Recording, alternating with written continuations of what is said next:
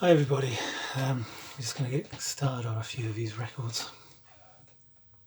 This is Isotopes' first album, Illusion, 1974, with Hugh Hopper. Now, their second album, I think, was self-titled. That was released the same year, but without the great man. And I think it shows. You know, you get his signature fuzz bass on this. And I think he's written 3 or 4 on here. His pieces are the best. There is one on side 1, the Rangoon Creeper, which is a very good track. You know, what you'd expect from a top quality kind of fusion artists.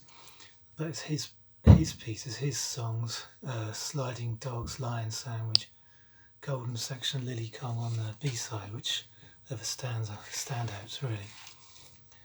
It's a fairly cheap album to find, very cheap in fact. One of those cheap heat LPs, a fantastic fusion record. I think because he had a bit of a grounding in rock and that as well, and he had a feel for that, it kind of comes through in some of his compositions and also in the way he plays.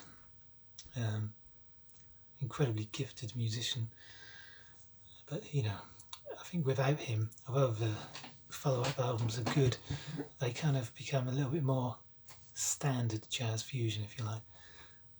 Not a bad thing. The follow-up album's very good, but I just think without him, you know, something's missing. Great little record, that one.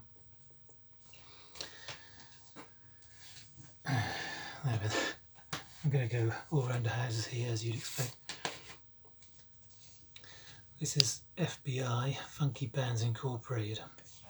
This is a 1992 reissue of a 1974 LP, which I believe was their only LP. It had a different cover, it had a similar thing to that, I think. And on the back here, loads of different contemporary reviews, which is very interesting. This is, as the cover would suggest, especially with the kind of resurgence of blaxploitation interest in the early 90s, has that kind of cover about it. It is a funk and soul record. You know, the original's fairly pricey because it's a very good record. It's high quality funk and soul. The standout track though is the last one, Keep On Running. It's 9 minutes long. The Stevie Wonder track, it's nothing like it. And it just, it's fantastic. The speed of it and the complexity of the playing, the bass and the guitar in that track are just awesome. I recommend if you're into any kind of funk and you do not know this, go and check it out. Great album, that one. Personally for me, I'm not the biggest funk and soul man. I do like a lot of funk stuff. I prefer it when there's only one main vocalist, and that's the case here. There's a lot of female vocals as well. I don't know, there's real quality to this record. Top stuff. I'm not always in the mood for listening to that kind of music, but this is very, very good. And if you're not in the mood, this will certainly get you in the mood. But I recommend checking out that last track, Keep On Running. Absolutely just sublime, 5 out of 5, you know, 10 out of 10, you know, whatever you want to call it. Piece of funk, really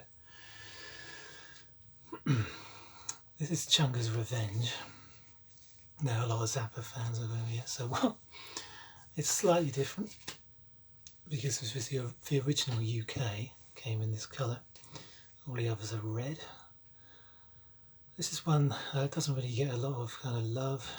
It kind of gets overlooked. You know, people go Hot Rats and then they skip forward to Apostrophe and stuff, and you miss out all sorts of records. I think this for me is perhaps one of his best records. I always kind of say that I don't listen to a lot of Frank Zappa's albums all the way through. They don't hold my attention, you know. There's always weaker throwaway stuff in the later recordings especially, but even also in the early ones, some of it's too juvenile and you kind of grow out of it, you know. kind of grew out of it in my 20s. But this, it has his guitar all over it, and that's what's good about it. His guitar work is always exceptional, and you want to hear that kind of screaming wah guitar, and it's a really dense kind of, I'm going to say polyrhythms, if that's the right thing. Unusually, there is a kind of bluesy number on here, which he never really veered into. He did the R&B, early R&B, doo-wop kind of stuff.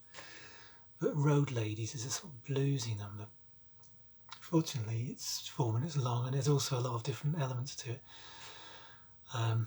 As you'd expect, it's not bog standard kind of Clapton blues, you know. There's also the usual as a live piece on here. But Ainsley Dunbar is on here. He introduced Ainsley Dunbar to the band as a drummer who sounds like two drummers. And he sounds like it on here at times, just immense, powerful stuff. And the title track, Chunger's Revenge, it sounds like a guitar, wah guitar, but it's not. It's actually Ian Underwood playing wah-wah pedal on the saxophone. But it just sounds like he's playing the electric guitar, but it's wonderful stuff. He ends with the usual sort of doo-woppy thing, but it's not a weak end to the album, which I think sometimes those songs can be almost too twee. Not that I believe doo-wop is twee, but sometimes they can sound out of place. And I think Zappa's albums can be a bit disjointed. You know, he flings things together, it seems sometimes. Oh, we'll throw this bit on, throw a live thing on here, we'll throw a 1 minute kind of banal conversation there, you know. You get used to the flow, perhaps, once you get used to anything, I suppose. But I think for me, this is perhaps one of his better records, because there's a lot of short pieces, and they just kind of hold your attention, keep you going, and there's a sort of flow to this record that maybe there isn't in some of the others, which are more disparate in feel. Anyway, Chunger's Revenge. This is Indo Jazz Suite, John Mayer, Joe Harry. So far, yeah, these have all been charity shop finds. This is also a charity shop find. I couldn't believe it when I saw it.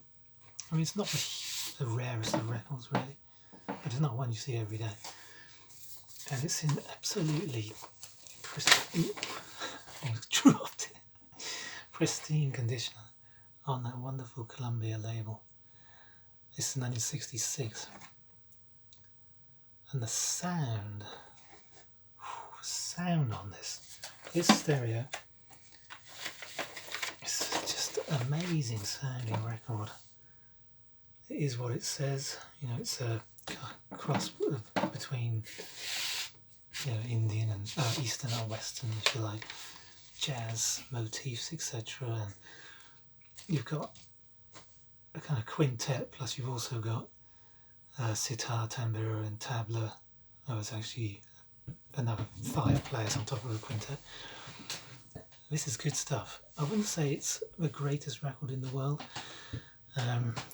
but the fusion between the two styles is really well managed, and the production, the space between the instruments and the sound is top notch. Absolutely top notch. Yeah, it's not completely way out jazz at all. It's not like free jazz or anything. But it's just, there's something about it, you know, it has a uniqueness and a quality to it. Although I just felt maybe one of the two of the things could have had a little bit more meat on them, you know, just a bit more of something. But it's sort of as a cross between a kind of laid back and also very intense moments. Really, really good record. Not 5 stars, but definitely a 4. Nice thing.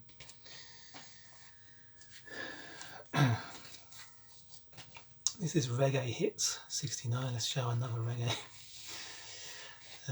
These days there's a few more popping up. On Parma Records, P-A-M-A. Parma, I suppose it would be. Great stuff. It's the usual kind of ska and rocksteady and stuff from that period. And there's some great stuff on here. I think for me, the Derek and Patsy, Hey Boy, Hey Girl, Rhythm Hips by Ronald Russell, great songs, Push Push by the Termites. The sound of that Rhythm Hips, and River to the Bank, so sort of dense sounding. Some of these are a lot kind of brighter sounding and some are more dense, but they all have that classic reggae kind of sound. Before reggae became almost, for me, a bit too obvious, every time you hear it, it's a bit samey. Obviously there are different periods and different styles, but this to me has the real kind of meat, it's deep tunes and wonderful production. And I love that stuff, but it's a bit darker and a bit more kind of intense sounding stuff, I don't mean in terms of the music, it's partly for production and the kind of density of it. Anyway, what do I do here? Let's have a look. Let's see where this is Beethoven's Fourth Symphony on SAX 2354, EMI Columbia. Now, there are a series of these, you can get them all in this series. I only have number 3, stereo 3, and to number 7 missing, which was never stereo. Now there's a little thing on the back here, they're playing the hard sell. I mean, well, they're not at all actually. They say that it's all commentators on Beethoven have drawn a distinction between his even number and his odd number symphonies, 2, 4, 6 and 8 being kind of lighter and not as great as the others. Now I'll just read a little bit of this out because it says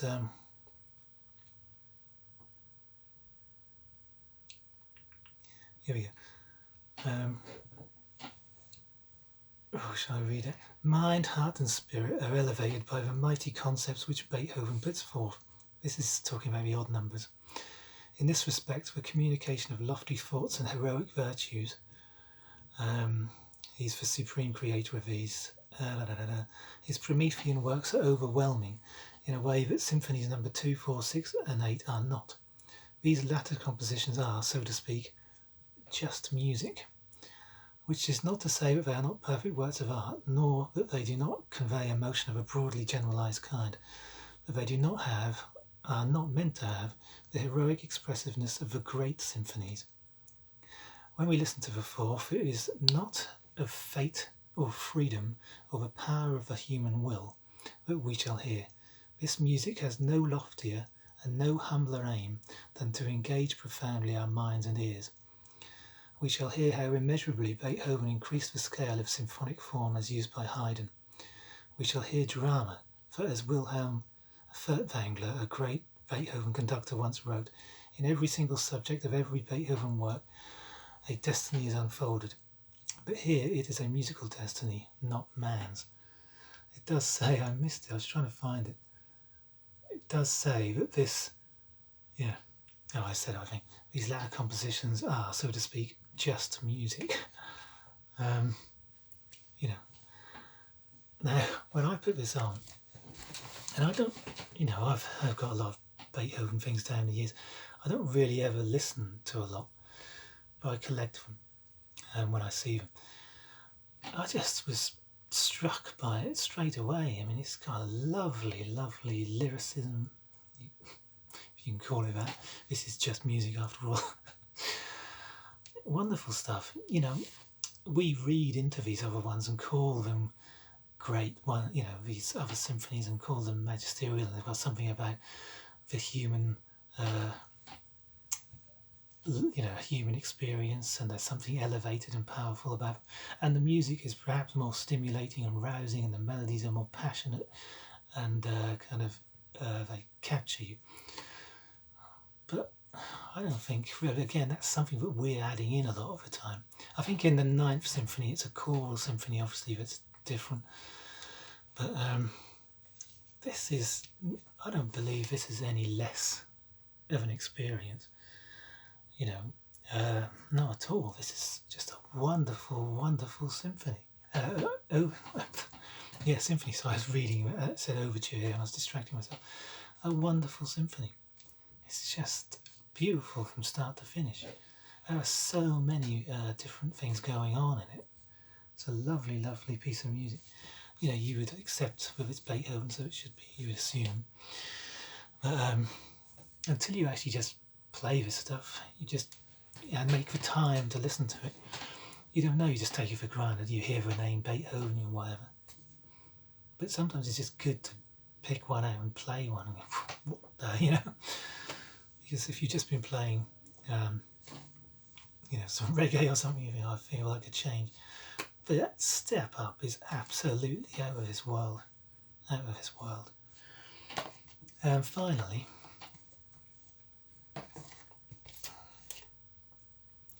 acid folk. This is the Trappist Afterland band. Like a beehive the hill was alive.